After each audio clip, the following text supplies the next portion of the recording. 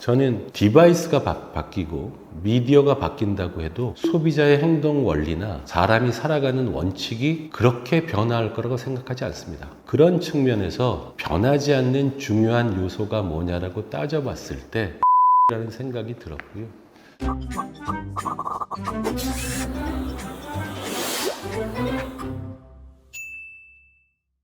예, 안녕하세요. 커뮤니케이션 쪽에서 일을 시작했고요. 주로 브랜드 쪽 일을 많이 했습니다. 저도 이번 기회에 내가 했던 일이 뭐가 있나 찬찬히 좀 생각해 봐서 적어와 봤어요.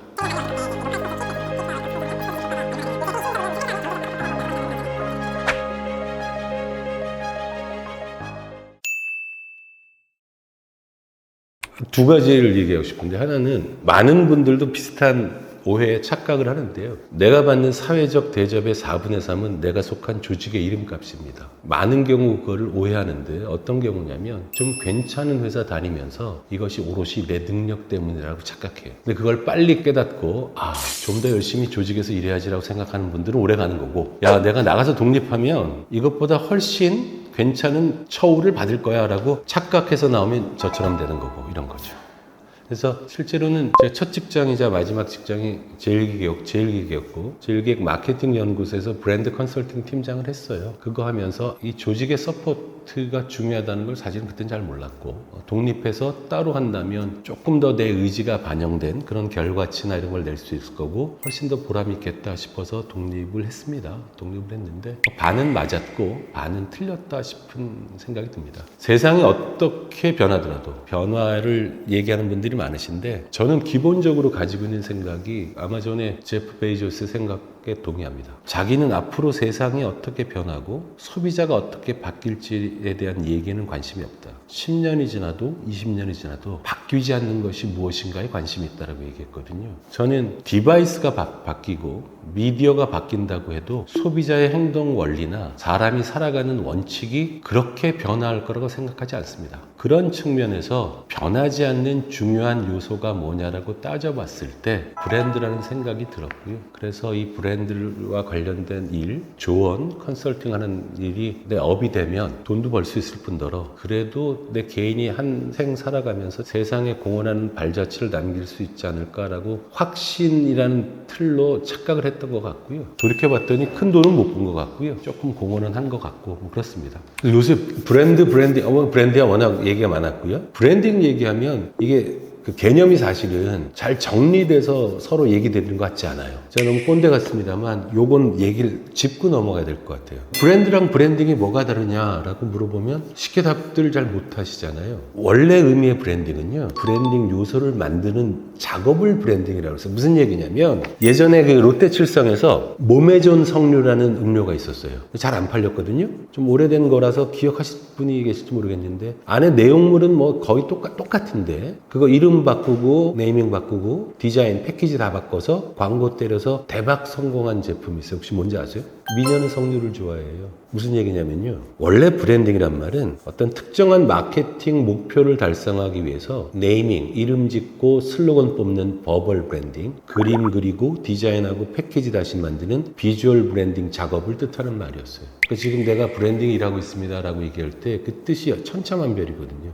지금의 브랜딩은 무슨 뜻이냐? 그런 테크니컬한 작업을 포함해서 심지어 포함하지 않는 경우도 있어요. 우리 브랜드의 아이덴티티, 우리 브랜드의 지향점 가치가 직접 혹은 간접 사람들한테 경험돼서 동의받고 공감되는 전체 과정, 즉 브랜드 커뮤니케이션을 일컫는 말이에요. 따라서 지금 일반 시중에서 내 브랜딩 디렉터이래라고 뻐긴 애들 중에서는 네이밍하고 그림 그리는 그게 잘못된 것도 아니고 그게 중요한 일이지만 그거 한 거라고 브랜딩 디렉터라고 깝치는 애들도 많거든요. 그거 아니라고요. 브랜드 요소 만드는 건 안 어려워요. 돈 좀 주면 누구나 다 만들어줘요. 네이밍 회사는 뭐 수십 개고 그림 그리는 회사는 수백 개인데 하다못해 후배씩 시키면 몇백 개도 해줘요. 그래서 브랜딩의 뜻이 어떤 거냐를 명확히 서로 얘기하고 정리하고 얘기가 안 되면 어찌 보면 계속 다른 얘기를 서로 주고받을 수 있어요. 그래서 이름 짓고 슬로건 만드는 버벌 브랜딩과 그림 그리고 패키지하는 비주얼 브랜딩이란 그런 테크니컬한 작업을 포함해서 전체적인 브랜드 커뮤니케이션을 칭해서 하는 말이다라고 이제 말씀을 드리고 이제 얘기를 이어나가는 게 좋지 않겠나 싶고요. 브랜딩이 뭐 그림 멋있게 그리고 네이밍 섹시하게 뽑는 거 아니야? 슬로건 힙하게 뽑으면 되고 이 정도 생각하시는 분들은 그 생각부터 좀 바꿔야 제대로 된 브랜딩에 접근할 수 있어요. 실제로 사업, 일과 관련돼서 브랜딩이 뭐냐 그러면 저는 사업의 본질, 사업의 원칙을 세우고 그거에 집착함으로써 성과와 보상을 받는 전체 과정이 브랜딩이라고 생각하거든요. 그래서 사업 초기부터 브랜딩이 필요한가요가 아니라 사업하기 전부터 브랜딩부터 생각해야 된다라고 저는 생각해요.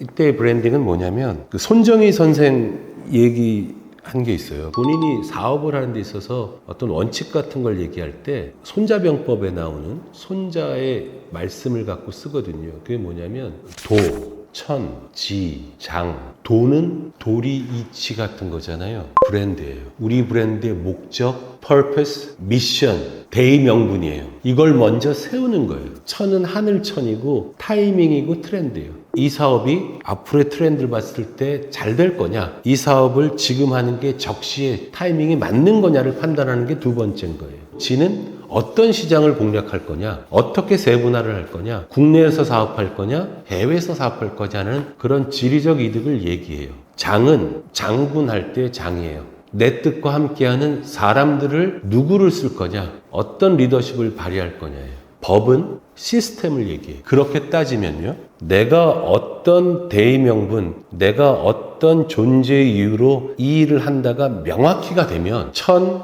지, 장법의 원칙은 바로 나오게 돼 있어요. 예를 들어 이게 좋은 사례는 아니지만 롤스로이스의 브랜드 미션, 브랜드 목적은 뭐냐면요, 도덕적으로 옳다고 얘기하는 게 아니에요. 우리 차를 타는 사람들이 예외적으로 특출나게 보이게 하는 게 그 사람들의 브랜드 목적이에요. 대놓고 럭셔리하다는 뜻이에요. 그러니까 그 사람은 어떻게 얘기해요? 하이브리드 기술을 롤스로이스가 채택할 거냐라는 질문을 받아요. 그때 그 롤스로이스 CEO가 뭐라고 얘기하냐면 우리는 하이테크 자동차 기업이 아니에요. 그러면서 이 사람이 뭐라 그러냐면 하이브리드 기술 이런 걸 연구할 시간이 있다면 롤스로이스 차에 있는 재떨이를 어떻게 하면 좀 더 호화롭게 만들지를 연구하겠다라고 얘기했어요. 도를 그렇게 세우니까 그런 거에 동의하는 장수를 써야 될 것이고 그거를 확실하게 만드는 시스템, 매뉴얼을 만들지 않겠어요? 저는 브랜딩이 비즈니스의 원칙이고 고집하고 집착해야 될 규칙이라고 저는 생각해요. 따라서 그것이 먼저 되지 않는 한 언제 문제가 되냐면 사업이 잘 될 때는 아무 문제 없어요. 사업이 잘 안 되잖아요. 나의 그런 브랜드 퍼포스나 세상에 어떻게 공헌한다에 대한 그런 자기 확신이 없는 기업이나 조직은 쉽게 흔들리고 쉽게 가라앉더라라는 게 제 경험이에요. 제 자신에게도 적용되기도 하고요. 따라서 본인의 사업을 시작하고 싶은 분은 먼저 브랜딩부터 많이 고민을 좀 하시는 게 맞다. 이렇게 접근하는 게 좋지 않을까라고 생각합니다. 본인의 입장에 되지 않고 제3자의 입장에서 코멘트하는 건 사실은 쉬운 일이거든요.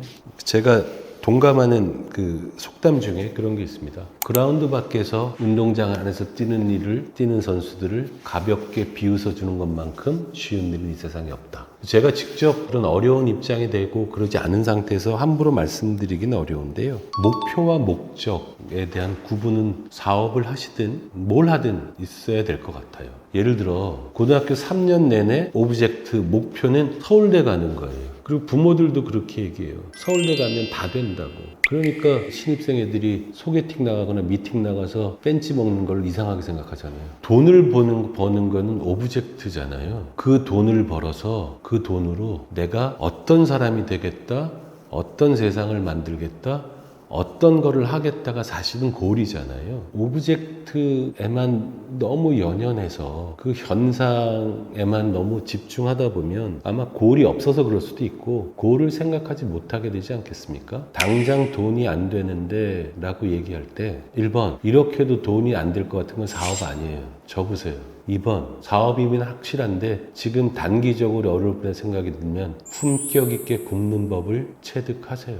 나 경제적으로 수입에 있어서 아무런 어려움 없이 계속 돈을 벌어가면서 그 벌어들이는 돈의 규모가 점점 커지고 자동으로 사업이 되고 그래서 수익이 엄청나게 생기면 그땐 브랜딩 하겠다? 세상이 그렇게 만만합니까? 관련해서 생존 편향 이런 거 들어보셨어요? 성공한 하나의 사례 가지고 저거가 일반화될 거라고 믿는 착각이에요. 우리나라 치킨 매장 수가 맥도날드 매장 수보다 훨씬 많잖아요. 하루에도 몇 개씩 망하거든요. 정말로 특출나게 성공한 케이스 하나 빵 밀고 다 그렇게 될 거라 생각하는 거죠. 그래서 저는 한 20, 30년 전에는 젊은 직장인들 젊은이들 사이에 어른으로서 참담한 자기 고백이긴 한데 경제적 자유란 말이 한참 유행했었어요.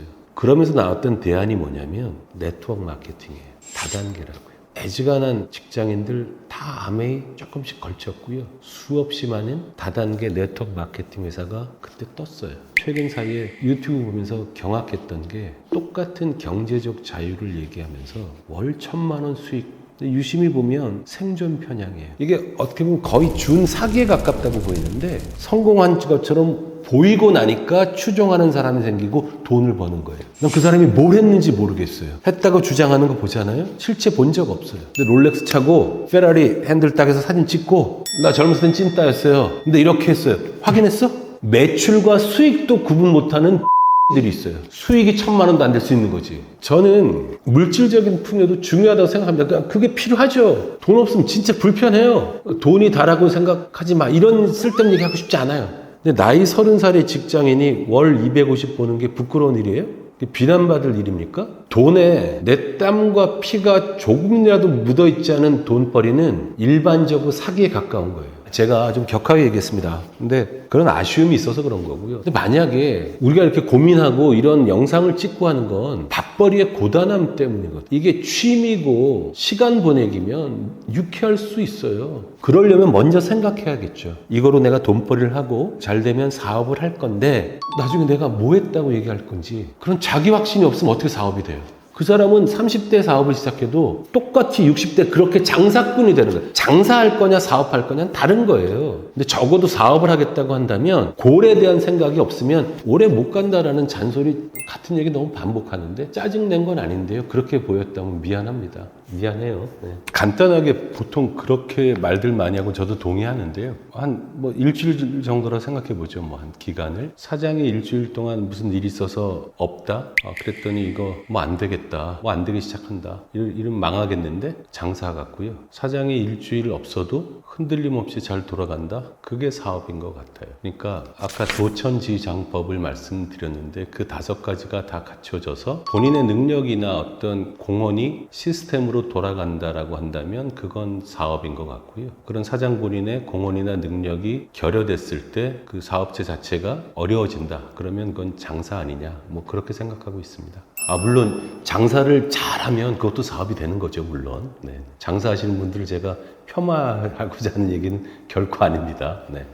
간략하게 구분하면 브랜드 전략이다, 브랜드다라고 하면 우리 브랜드하면 사람들 마음속에 어떤 생각이나 연상이나 단어나 문장이나 그림이나 심지어 노래 같은 걸 강렬하게 떠오르게 만들까가 브랜드 전략이에요. 그게 잘 떠오르고 거기에 동감하고 공감하려면 우리가 어떤 경험을 주면 될지를 정리한 게 브랜딩 전략이에요. 경험을 어떻게 줄 거냐. 자, 그러면 첫 번째 사업을 시작하기 전부터 브랜딩에 대한 정리가 돼야 되겠죠. 그럼 이 브랜딩은 어떤 거죠? 우리 브랜드의 존재 이유는 뭐고, 골이 뭐고, 어떤 원칙이고 하는 퍼포스, 목적을 정리하는 거 하나. 거기에 따라 우리는 남다르게 어떤 경험을 사람들한테 주겠다라고 하는 그런 원칙이나 어떤 방향성에 대한 정립이 하나 돼야 되겠죠. 남다른 자기다움을 보여주는 게 뭐냐, 이거에서 시작일 거거든요. 흔히 차별화라고 얘기하는 거가 되겠죠. 시작은 어떤 차별화 요소, 즉 차별적인 경험을 줄 거냐예요. 그 차별적인 경험은 2가지잖아요. 하나는 음식이라면 먹어본 거고, 제품이라면 사용해 본 거고, 직접 경험할 때 남다른 거 어떤 걸 줄 거냐가 하나 있고요. 두 번째는 우리 브랜드를 간접 경험할 수 있잖아요. 우리 거를 직접 경험한 사람의 얘기가 잘 퍼지게 긍정적으로 확산되게 하는 것도 간접 경험이잖아요. 따라서 처음에 브랜딩이 들어가면 우선적으로 차별적인 경험을 뭐로 줄 거냐에 대한 게 정해져야 된다고 봐요. 만약에 여러분이 삼겹살집을 한다고 생각해 보세요. 직접 경험에서의 차별화는 뭐가 되죠? 세상 어디서도 맛보지 못하는 죽이는 맛의 삼겹살을 한다? 가능해요? 가능하지 않아요. 그럼 어떤 게 직접 경험이에요? 물론 내가 파는 삼겹살이 다른 데보다 훨씬 맛이 없어서는 안 되죠. 예를 들면 직접 경험은 그런 거예요. 여기가 그렇게 비싸지 않은 삼겹살집인데 삼겹살 나쁘지 않고 맛도 괜찮은 것 같아요. 근데 아시지만 삼겹살이 맛이 좋아봤자 얼마나 좋을 거며 상하지 않은 한 삼겹살이 맛이 없어봤자 얼마나 맛이 없겠어요. 근데 갔더니 삼겹살 먹는데 예를 들면 찍어 먹는 소스가 4개가 나오는 거예요. 그리고 요새 그런 데 많죠. 같이 이렇게 쌈 싸먹게 하는 이런 부가 재료들이 딴 데서 맛보지 못한 게 몇 개 나오는 거예요. 그것만 해도 충분해요. 그래서 우선 시장에서 살아남고 하려면 차별적 경험, 차별화부터 시작을 하고 단 그게 어떤 식으로든 튀는 거에서만 그치지 아니하고 소비자의 어떤 욕구나 소비자의 바람과 연결성이 있게 가져가야죠. 초기 사업을 할 때 가장 중요한 게 아닌가 싶고요. 참고로 저는 고반이라는 삼겹살 주로 파는데 식당을 아시는지 모르겠습니다. 이 코로나 시국을 뚫고 고반이 전국에 한 가맹점이 100개 넘게 단기간에 생겼어요. 근데 거기에 브랜드 같이 추구하는 바는 뭐냐면요. 제대로 된 풍성한 한 끼 식사라고 돼 있어요. 삼겹살 딱 주면서 소스, 멜젓에 와사비에 비싼 고깃집이 아닌데도 딱딱딱 해주고요. 같이 곁들여 먹을 만한 거 딱 해주고 또 하나 계란찜을 주는데 이 그릇에 계란찜을 일부러 이렇게 막 과잉되게 이렇게 터질 정도로 이렇게 해서 줘요. 그리고 비싸지 않은 삼겹살집인데 불판에 무쇠 불판 딱 올리면 거기에 고반이라고 딱 써 있어요. 그런 게 브랜딩이에요. 그러니까 잘 돼요. 별것 아니지만 삼겹살 가볍게 먹으러 오는 사람들한테 대중 식사할 수 있는 대중 음식점 치고는 조금은 다른 작지만 다채로운 경험을 주는 것 때문에 계속 오게 되는 거거든요. 그게 브랜딩이고 사업이라고 저는 봐요. 스토리 얘기를 하나 말씀드리면 우리 브랜드 하면 어떤 생각이나 연상이나 단어가 떠오르게 만들까가 브랜드 전략인데 어떤 브랜드라고 했을 때 한마디로 떠올리는 핵심 연상을 브랜드 에센스라고 그래요. 그러니까 예를 들면 야 우리 세일즈가 안 올라 이거 어떻게 판매를 증진시키고 아이디어를 갖고 와봐 이렇게 해결이 절대 안 되거든요. 목적을 고집스럽게 지키고 집착한다. 셋 중에 뭐가 핵심 문제점이냐를 먼저 판단하면 돼요. 책을 읽는 것도 도움이 될 거다라고 생각하고요.